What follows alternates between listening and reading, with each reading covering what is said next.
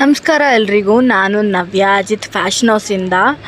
So boxes ಎಲ್ಲ arrange ಮಾಡ್ತಾಯಿದ್ದೆ ರ್ಯಾಕಲ್ಲಿ. ಆವಾಗ ಈ ಪ್ಯಾಕೆಟ್ ಸಿಕ್ತು ನನಗೆ. ಇದನ್ನು ನೋಡಿದ ತಕ್ಷಣ ನನಗೆ ಇದ್ರ ಹಿಂದಿನ ಸ್ಟೋರಿ ಜ್ಞಾಪಕ ಬಂತು.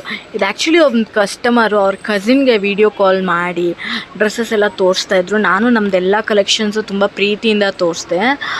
ಫೋಟೋಸ್ ಕೂಡ ಸೆಂಡ್ ಮಾಡಿದ್ವಿ ಅವ್ರಿಗೆ. ಎಲ್ಲ ತೋರಿಸಿದ್ಮೇಲೆ ಕೊನೆಗೆ ಒಂದು ಎರಡು ಡ್ರೆಸ್ನ ಫೈನಲ್ ಮಾಡಿದ್ರು. ಆ್ಯಕ್ಚುಲಿ ಬಿಲ್ ಕೂಡ ಆಯಿತು. ಆದರೆ ಅವರು ಸಡನ್ನಾಗಿ 5 ಮಿನಿಟ್ಸು ಈಗಲೇ ಬರ್ತೀನಿ ಅಂತ ಹೇಳೋದು. ಆದರೆ ಮತ್ತು ಅವ್ರು ಬರಲೇ ಇಲ್ಲ. ಆವಾಗ ನನಗೊಂದು ವಿಷಯ ಅನಿಸ್ತು, ಎಲ್ಲ ಕಸ್ಟಮರ್ಸ್ ಹಿಂಗಿರಲ್ಲ. ಕೆಲವರು ಪ್ಯಾಕ್ ಮಾಡಿ ಅಂತ ಹೇಳ್ತಾರೆ, ನಂಗೆ ಕಾಲ್ ಮಾಡಿ ಹೇಳ್ತಾರೆ, ಮೆಸೇಜ್ ಮಾಡಿ ಹೇಳ್ತಾರೆ.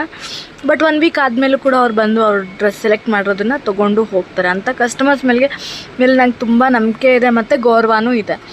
ಆದರೆ ಕೆಲವು ಸತಿ ಈ ಥರ ಇನ್ಸಿಡೆಂಟ್ಸ್ ಆದಾಗ ಅನಿಸುತ್ತೆ ಪೇಷನ್ಸು ಒಳ್ಳೆಯದು, ಕರೆಕ್ಟು. ಬಟ್ ಕೆಲವು ಸತಿ ಪೇಷನ್ಸು ಕೂಡ ಪರೀಕ್ಷೆ ಬರುತ್ತೆ ಅಂತ.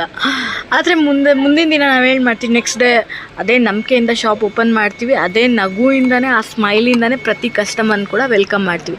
ಯಾಕೆಂದರೆ ಒಂದು ಶಾಪ್ ಓನರ್ಗೆ ದಿನನಿತ್ಯದ ಅನುಭವ ಇದು, ಡೈಲಿ ಎಕ್ಸ್ಪೀರಿಯನ್ಸಸ್, ದಿನ ಲರ್ನಿಂಗ್ ಇರುತ್ತೆ ಅಲ್ಲ, ಆ ಥರ. ಸೊ ಇದು ಯಾರಿಗೂ ಬ್ಲೇಮ್ ಮಾಡೋಕ್ಕಲ್ಲ, ಜಸ್ಟ್ ಒಂದು ರಿಯಲ್ ಎಕ್ಸ್ಪೀರಿಯನ್ಸ್.